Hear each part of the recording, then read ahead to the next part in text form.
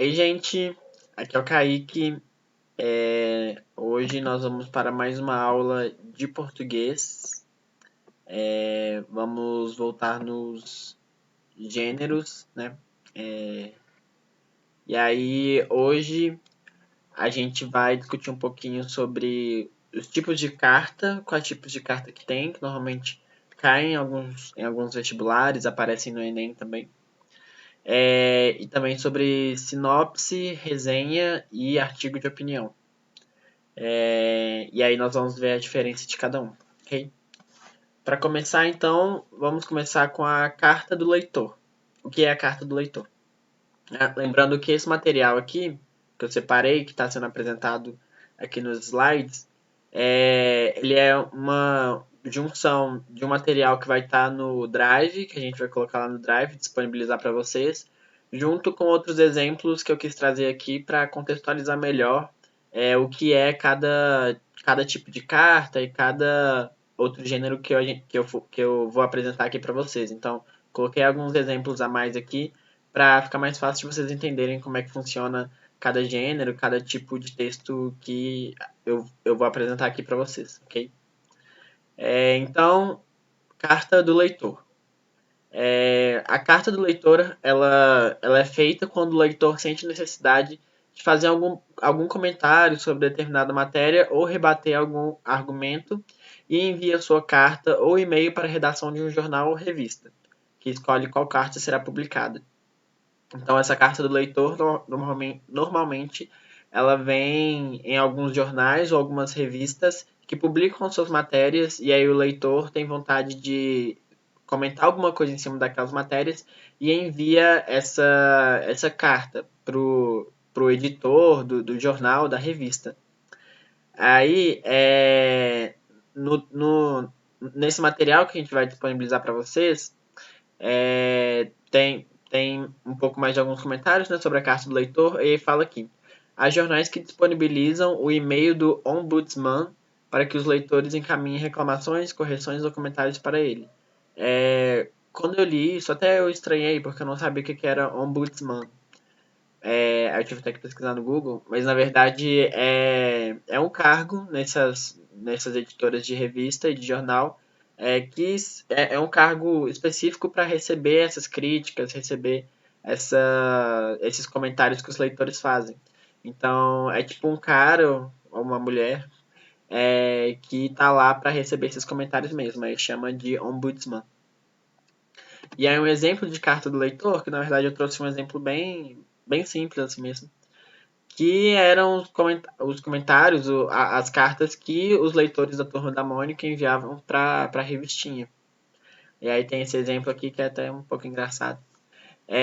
Lícia de Carvalho, Beco de Zé Borges, aí tem o endereço da pessoa e tal. E aí ela fala: oi, tenho 11 anos e adoro as revistinhas da Turma da Mônica. Sugiro uma história em que o Cebolinha sequestra o Sansão. Aí a Mônica vai onde ele mora, quebra as pernas dele, toca fogo na casa e fica de longe assistindo ele se arrastar para não morrer. Um abraço. Aí tem a resposta dos editores da revista. Oi, Lícia. Achamos a história interessante, mas ficamos preocupados quanto às suas influências. Entramos em contato com o conselho tutelar de sua cidade. Um beijo.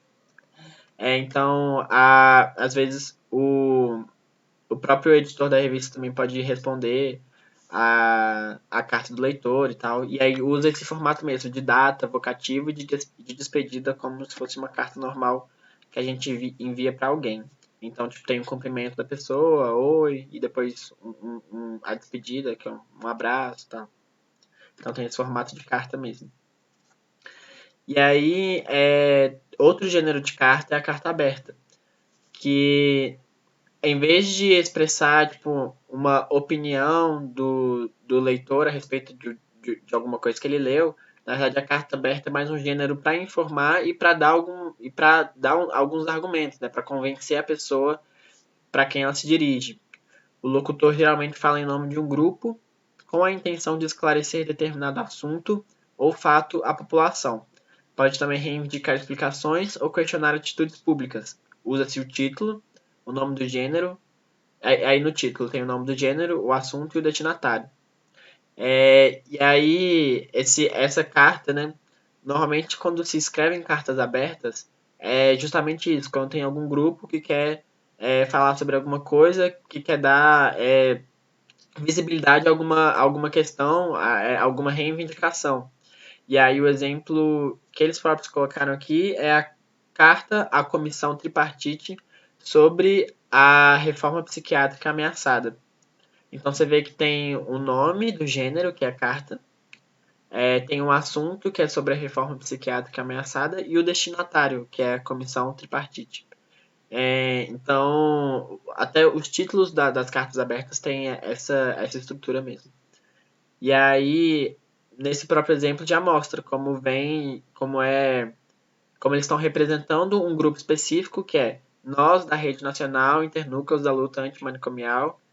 Temos acompanhado atentos e preocupados o debate que se processa no interior do governo Dilma sobre as medidas a serem adotadas para o cuidado dos usuários de crack, álcool e outras drogas. E aí, eu coloquei aqui no slide só uma parte da carta, mas na carta toda vai expondo tudo, né? Então é um gênero, como foi colocado aqui, informativo, e a partir das informações se colocam também os argumentos para que esse grupo quer colocar para dar visibilidade à questão e para mostrar o que eles reivindicam também.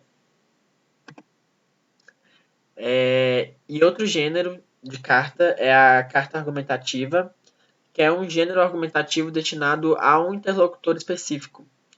Em situação de prova, há a simulação de uma conversa com destinatário definido no enunciado, geralmente um articulista consagrado. Às vezes pode aparecer que quando você vai fazer uma prova, pedirem para você escrever uma carta argumentativa. Isso alguns vestibulares cobram também, que não é o Enem. O Enem a gente faz um texto dissertativo argumentativo. Mas tem alguns vestibulares que cobram a carta argumentativa também. E aí, nesses casos, né, se fala para quem que você tem que dirigir essa carta, para quem que é. E aí a estrutura é mais ou menos como se fosse um texto argumentativo.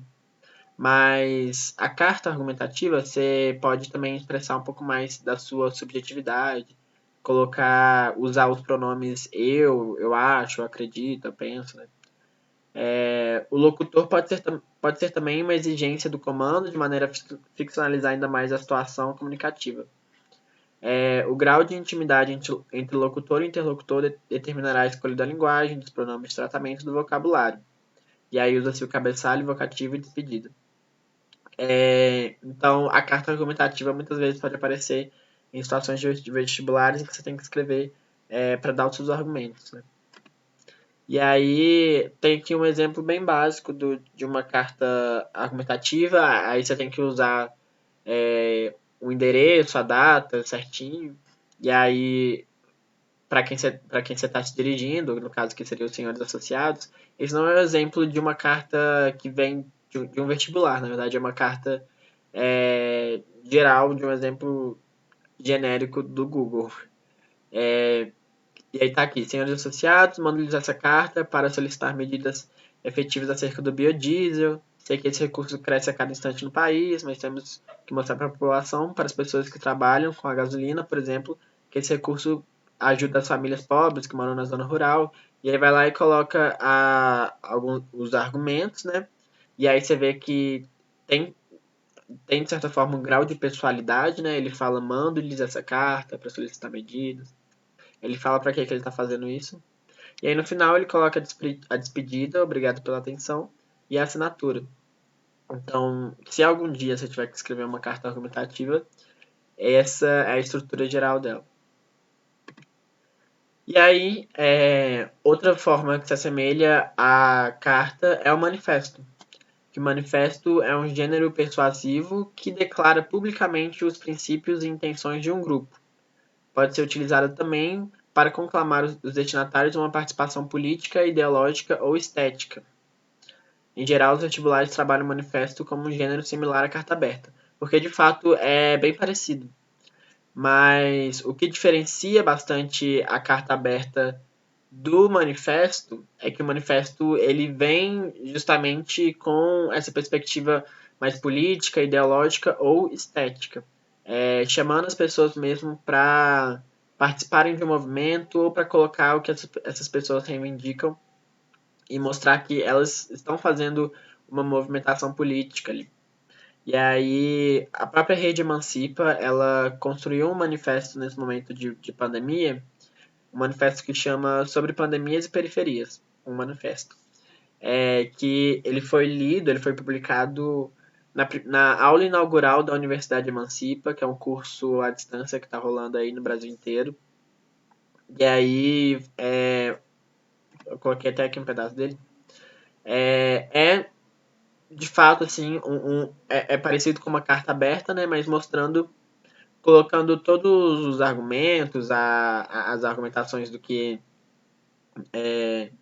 está acontecendo no Brasil inteiro e o impacto da pandemia nas periferias. E também convocando o pessoal a se mobilizar, a se movimentar junto com a Rede Emancipa, porque a gente enxerga essa necessidade da gente se movimentar nesse momento, né? Da gente estar fazendo ações que estejam de fato, que sejam um contraponto ao governo nessa política genocida também. Então, para além de argumentações, para além de colocar informações, é também uma forma de fazer uma mobilização política em torno de uma causa. Então, o manifesto ele também tem essa perspectiva que é diferente da carta aberta. E aí, mudando um pouco, assim, né, dos tipos de gênero textual que eu vou colocar agora, a gente vai para a sinopse. E aí, a sinopse é um gênero que consiste no resumo de uma obra com a finalidade, em geral, de atrair o interesse do público, seja um espectador de um filme, documentário ou um leitor de um livro. Então, a sinopse, ela, né, é um resuminho, assim. Na verdade, não é nem um resumo completo. Normalmente se coloca só o resumo do começo do filme, do livro. Porque tem o objetivo, de fato, de fazer com que as pessoas queiram assistir o filme. Ou apenas saber sobre o que o filme fala, mas sem contar, revelar o enredo do filme, o final e tal. E aí eu coloquei aqui a sinopse de Harry Potter, acho que todo mundo deve conhecer, né? E aí, enfim, descreve, né, a história que a gente já sabe e para no momento aqui, né, para que as pessoas tenham interesse em saber o que mais é o filme, sobre o que mais é o filme e tal. Enfim, sinopse é um gênero que a gente já está acostumado a ler bastante, né? E aí também tem a resenha, que ela seria meio que um desenvolvimento da sinopse, assim, que o que ela diferencia, no final das contas, é que a resenha é um gênero argumentativo. Então ele é mais elaborado, ele é maior que a sinopse. Ele consiste em uma síntese bem articulada à avaliação crítica de uma obra. Então ele resume e explicita os pontos negativos ou positivos. E é fundamental fazer as referências e expor as características principais da obra avaliada. E aí também se utiliza de analogias, de exemplificações, para melhorar o argumento que você vai colocar ali na sua avaliação da obra. Então, a resenha ela tem esse caráter mais crítico, né? E é um gênero que você argumenta, que você coloca argumentos. Ele não só expõe ou informa, mas você fala, tipo, é por isso que eu gostei ou não gostei. Então, você apresenta as informações e apresenta os motivos e os argumentos. E aí eu coloquei aqui uma resenha, o que achamos de Vingadores Ultimato. Que é um filme, né, de muito sucesso, então coloquei aqui algo que fosse tranquilo para vocês perceberem a respeito da resenha também. E aí você vê que ele coloca, o autor coloca bastante da opinião dele, né, porque ele tem que colocar os argumentos.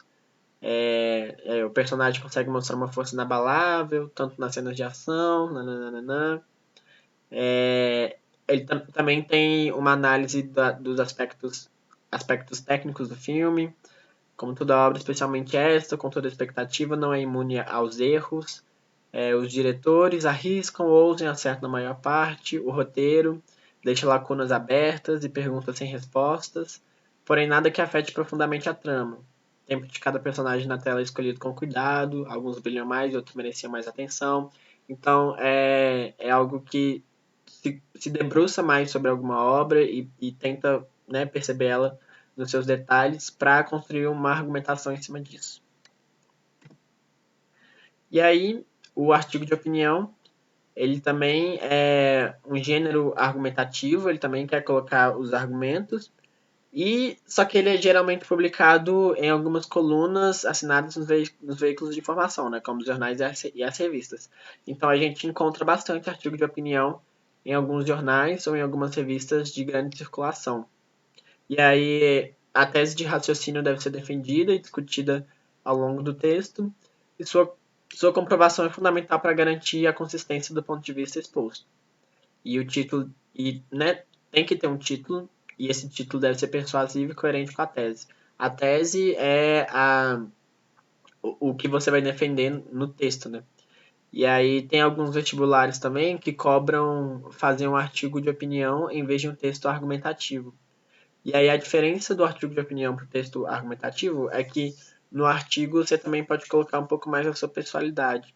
Você pode colocar um eu acho, eu acredito, a gente tem observado, nós temos observado nos últimos anos, algumas expressões assim.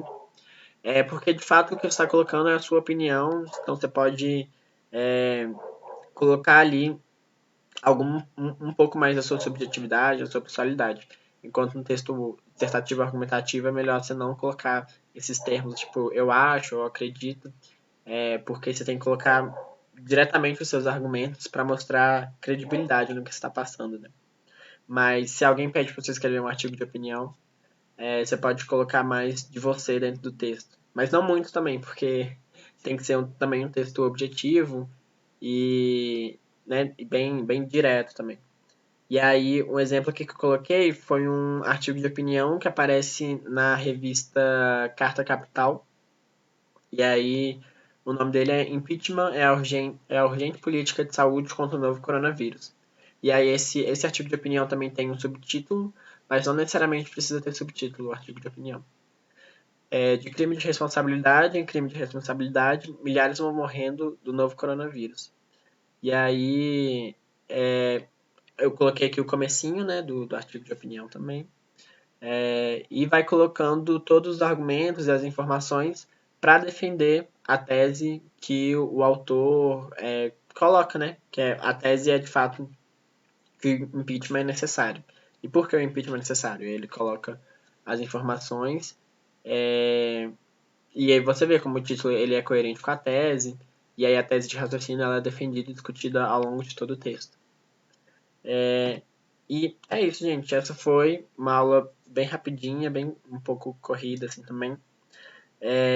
Só para exemplificar alguns gêneros textuais que é importante a gente ter noção, tanto porque cai no Enem quanto cai em outros vestibulares também, mas é importante a gente saber diferenciar cada um para saber também do que a gente está lendo.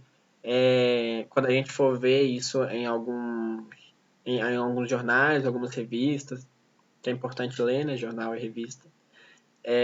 A gente saber o que a gente está lendo também, o que é o artigo de opinião. Inclusive, o artigo de opinião, quando ele é publicado em algum jornal ou em alguma revista, ele não necessariamente corresponde à opinião das pessoas que criam o jornal, da editora do jornal. Mas, obviamente, ele é selecionado com um viés que a própria editora, os autores do jornal, acreditam também. Então, ele também serve para veicular algum tipo de opinião, que também tem como um objetivo ali interesses por trás de todas essas empresas que estão por trás dos jornais, das revistas. Então, eles são selecionados para veicular algum tipo de informação, de opinião, que tem, que vão servir de interesses para essas próprias empresas de comunicação também. Então, é interessante a gente ter isso em mente para perceber que o que é publicado nos jornais e nas revistas também tem um objetivo na veiculação e na propagação de ideias também. Então, foi uma aula bem simples, assim, só para mostrar mesmo para vocês. E aí a gente vai colocar algumas questões no Drive e vai colocar esse texto também que eu usei de base para aula no Drive também. Então, estejam lá atentos. Faça qualquer pergunta, dúvida que vocês tiverem. Vocês podem Vocês podem avisar também no WhatsApp, pode chamar eu ou a Paula, que a gente responde direitinho lá vocês, tá? Até a próxima aula, então. Nos vemos depois.